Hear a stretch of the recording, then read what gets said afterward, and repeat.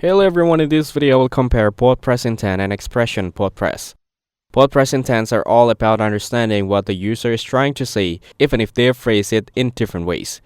You basically train the bot with different examples of how someone might express a specific goal. For instance, if someone wants to order food, they might type it in 10 different ways, but as long as all those examples are linked to the same intent, the bot knows exactly what to do.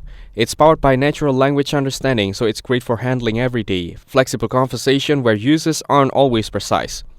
On the other hand, expressions in Botpress are more rigid and logic-based.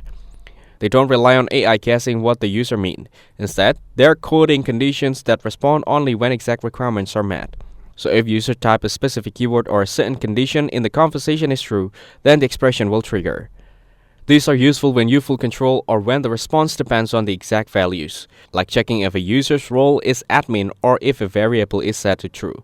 In practice, both are often used together. Intent help the bot feel natural and conversational, while expressions let you handle logic and flow with precision. One of is flexible and AI-driven, the other side is direct and rule-based. Thanks for watching. Don't forget to like and subscribe for more videos like this.